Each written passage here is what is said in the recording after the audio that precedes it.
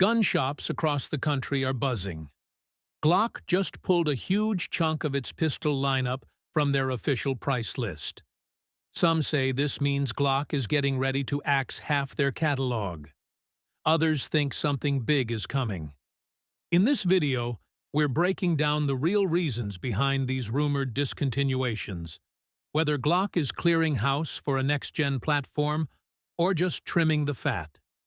We'll go over which models are affected, why certain calibers like 40S and W, 357 SIG, and 45 GAP might be on the chopping block, and whether this is all part of a plan to launch something brand new. Glock has built its name on rugged, no-nonsense reliability. Law enforcement trusts it. Concealed carriers rely on it. And for many in the pro-Second Amendment crowd, Glock has been the standard. But now, leaked distributor emails show dozens of pistol SKUs getting pulled from minimum advertised pricing, a move that usually signals a big change coming. These include Gen 3s, Gen 4s, discontinued calibers, even a few Gen 5s that never got traction. The question is Glock cutting dead weight or making room for something game-changing? The discontinued models. I've looked over that leaked list myself, and the first thing that jumps out is just how wide the range really is. We're seeing older Gen 3 and Gen 4 pistols, plenty of 40S and W, and 45 ACP models, a fair number of 357 SIG variants, and even a few Gen 5 pistols that never really got their moment. Some have factory-installed night sights or Marillo upgrades, and even a few California-compliant versions made the cut, which is surprising considering how tight that roster usually is. So when Glock fans noticed that many models being pulled from MAP status, the speculation took off. Some folks think this is a clear sign Glock is prepping for a new generation. Others suggest it might be tied to tariffs or import complications. And then there's the simple explanation. A lot of these discontinued SKUs just aren't selling anymore. I mean, let's be honest. A 45 GAP pistol isn't exactly in high demand these days, and 357 SIG has lost a lot of steam. So to me, it makes sense that Glock would trim the lineup and double down on what works. 9mm. Models like the Glock 19, Glock 17, and Glock 26. These are still top sellers across civilian carry, law enforcement, and training markets. Caliber popularity and market trends. Before we dig deeper, let me throw this out there. Do you think Glock is about to drop something groundbreaking, or are they just cutting low-demand calibers? A lot of folks in the pro-Second Amendment community have pointed out that other brands are stepping up big time. Walther, SIG, Smith & Wesson, even budget names like Canik and PSA, they're all offering striker-fired pistols with better triggers, improved ergonomics, or built-in optics cuts. So if you're a 40S and W shooter looking to upgrade, you might go with something more modern. Meanwhile, 357 SIG has always been a niche round, and 45 GAP is hanging on by a thread. Loved by a few diehards, but barely moving off shelves. It makes sense that Glock wouldn't want to keep dumping resources into calibers nobody's buying. Another huge factor is the rise of 9mm. More agencies and private buyers are sticking with 9mm because it's cheaper, easier to control, and you get more rounds in the mag. We've seen a major shift in law enforcement, moving away from 40 and going back to 9. That might explain why Glocks like the 22, 23, and 27, once staples in police holsters, are now on that rumored discontinuation list. And yeah, there's still internet chatter about the future of 45 GAP, which Glock created years ago to offer a slimmer alternative to 45 ACP. But it never really caught on beyond a small circle. Same with 357 SIG. Powerful, but not exactly a volume seller. I'm a fan of ballistic variety, sure. But in a market flooded with new pistols every year, Glock may not want to keep producing niche calibers that only a tiny fraction of shooters care about. Generational shifts. Beyond calibers, the generational shift is a big deal. Gen 3 Glocks came out in the late 1990s and had a fantastic run. But let's face it, they're showing their age. These days, shooters are comparing them to newer platforms like the Walther PDP or the SIG P320 series, with their modular frames and modern features. Glock eventually responded with Gen 5 to meet those demands, but the older generations never really went away. Why? Partly because certain states, like California, only allow Gen 3 models. And let's be honest, some folks just love them.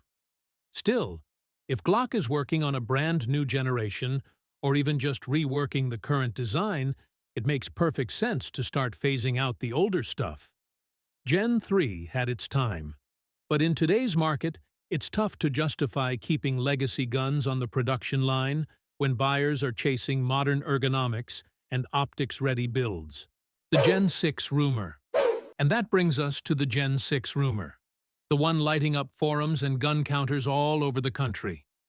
Word is, Glock might be clearing the deck to make room for a brand new generation.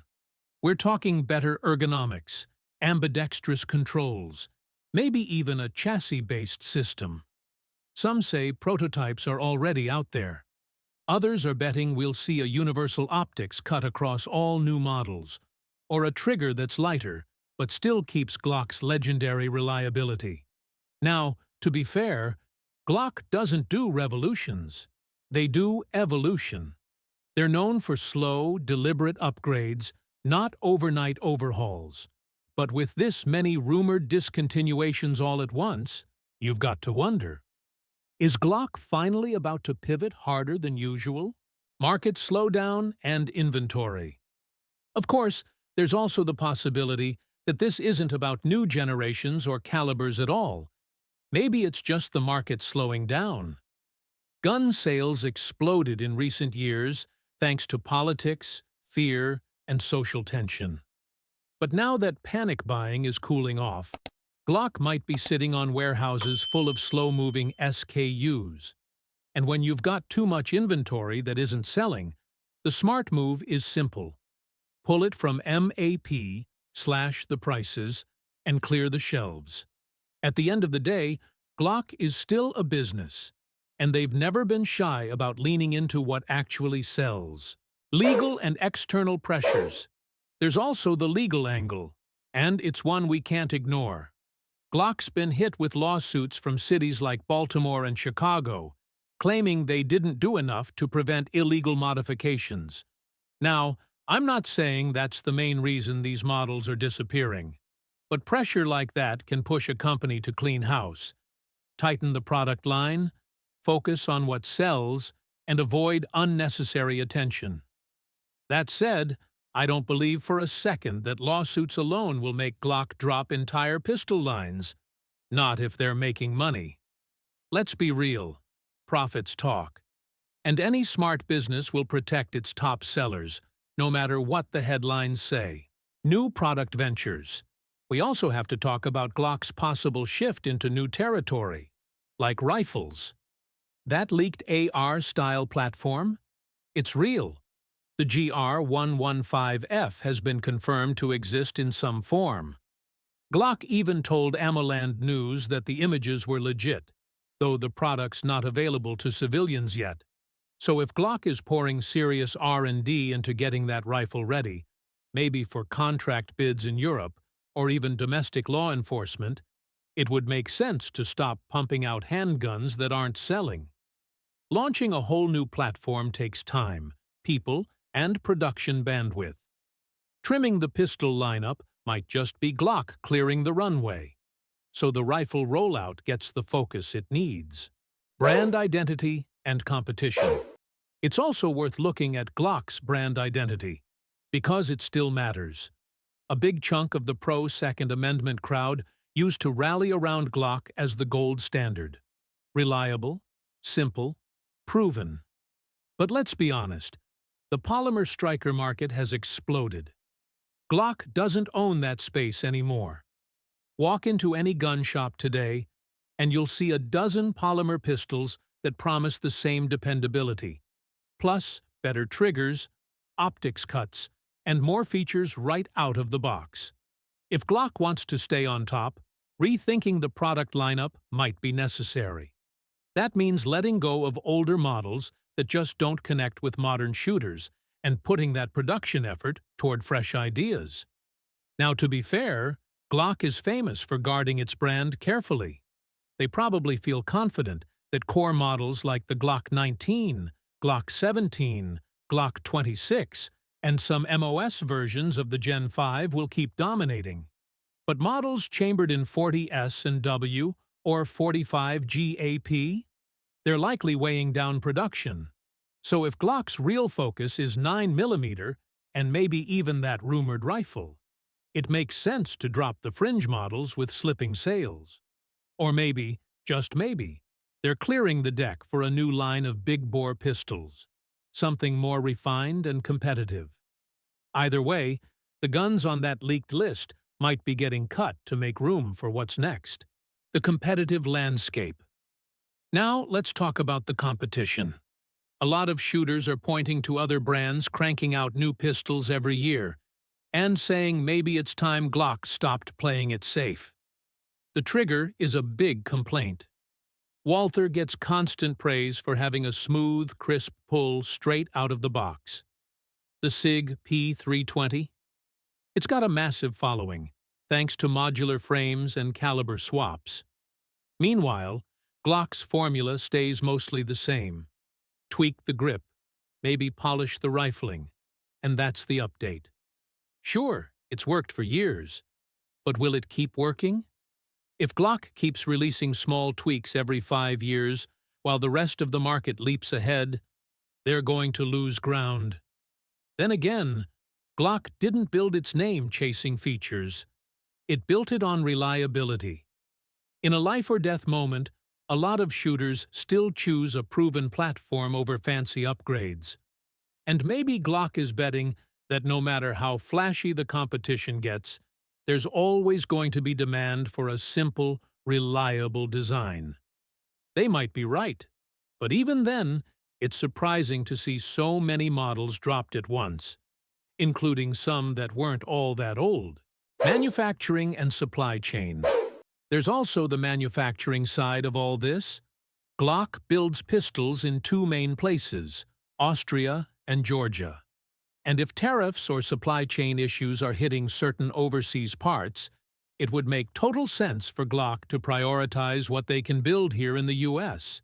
That might mean older Austrian SKUs quietly fall off the roster, especially when they're tied to specialty calibers that don't move much volume. Cutting those models could help them avoid import headaches and streamline the whole production process at the same time. So what's really going on with Glock? We don't have a press release, but we've got signs. This isn't just random models getting the axe. It feels like a pivot. Maybe it's Gen 6. Maybe it's that GR115F rifle. Or maybe it's Glock finally trimming the fat and focusing on what actually moves. Either way, you don't clear out this much inventory unless you're making room for something. Still rocking a Gen 3 chambered in 40S and W? You might want to hold on to it or sell it while the market still cares. Got a theory? Drop it in the comments. And if you're into real talk about guns, not hype, hit subscribe and ride with us. This is Firearms Zone. We don't just chase trends, we dissect them.